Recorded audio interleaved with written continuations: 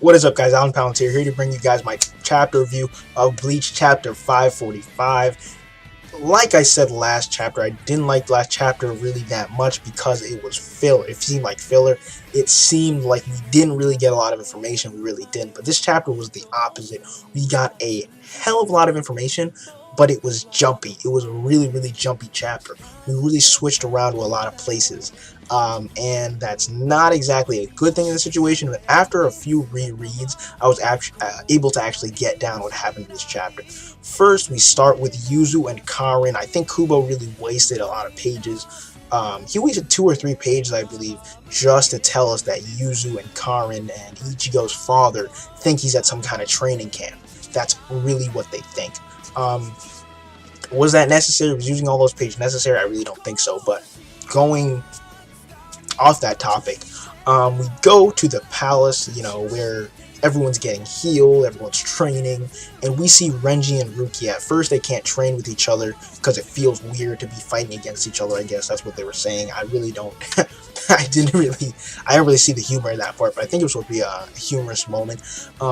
Interesting thing about that stage of their training, the air around them was supposed to be filled with Ryatsu. Air, it was supposed to be pressure, pressing down on them. So they're having problems, moving around, moving their swords. It's just supposed to feel weird for them. And that's a really important stage of their training. It's supposed to make them stronger and more resistant to enemies with higher Ryatsu than them. So that's really an interesting part of the training. They continue to train. Rukia gets a call saying that Byakuya is well, I guess, something like that. She finds out Byakuya's well. Obviously, she's really happy. And then they have a flashback to when they were, getting their measurements taken, I guess.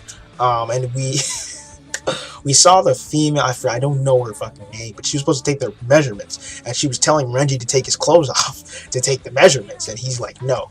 And she's like, oh, that's fine then. Then I'll cut off your thing.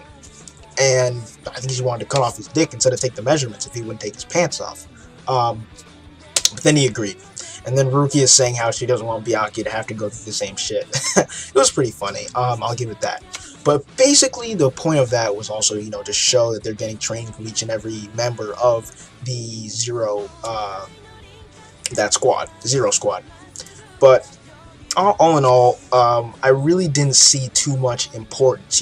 Don't hate for this. Don't hate for me saying this. But I didn't really see too much importance in us physically seeing Rukia and Renji's, endeavors, because they're not too important. I don't think they're going to be that important. Plus, their training was supposed to come off more as comedy than anything else. And I personally didn't really, see too much meaning in that. After that, I found it interesting how the Visors are being recruited, I believe, by Soul Society. They got a call from Shinji and Kuroshichi Mayuri to repair the area, I believe, between the human world and the spirit and the Serite. I believe that's what they were supposed to do. They got some kind of job. That was really all their importance of their panel was. And the last part, which I think was really the most interesting and the most important of the chapter, because, no offense again, but I didn't really see too much importance in the other events that happened in the chapter, even though we did find out a little bit of information. The last thing that happens was Ichigo's friends are walking, and guess who they fucking end up seeing? They end up seeing Kyoraku. Kyoraku goes to confront Ichigo's friends. Now, what you have to notice about this part, it might not have struck other people as importantly as it struck me. Because you have to remember, Kyoraku is now the head honcho of Soul Society. He's now the most important man in Soul Society. And why would the most important man in Soul Society go to the human world to relay a message to Ichigo's friends? They could have sent anybody. They could have sent a fodder, Shinigami, a messenger, but they chose to send the head honcho.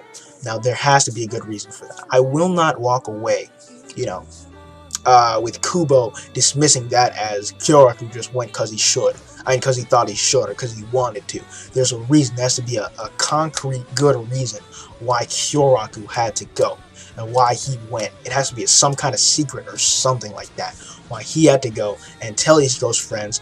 We don't know what he exactly is going to tell them yet, but he's going to tell them about some kind of parting with Ichigo. Um, it might be a stretch, but I'm hoping that Ichigo's friends are going to play an important role in this arc, in terms of fighting. Yes, in terms of fighting. Why? I mean, it's not like a must for me. It's not. It wouldn't. It's not like make or break kind of thing. But I think it'd be interesting. I like Arisawa. What's her name? So it's the T, but whatever. Her first name's Arisawa. I like Keigo, Asano Keigo, I believe, and Mizuno. Is that the other dude's name? I think so. But I like his Ichigo's friends. I like him. I like them a lot more than I like Chad nor Hime. I do. So all in all, it was an alright chapter. I think we could have got. I think Kubo could have spent less time saying what he did say in this chapter. And I think it could have been a little more interesting. You know, the comedy didn't really hit me too hard, but it could have been because I was reading on Manga Panda, and you know the translations on Manga Panda are always a little bit off. But all in all, it was an alright chapter. I'd give it like a 3 or 2.53 out of 5. Anyways, guys, tell me in the comments what you thought about this chapter. £1,000 here. Peace out.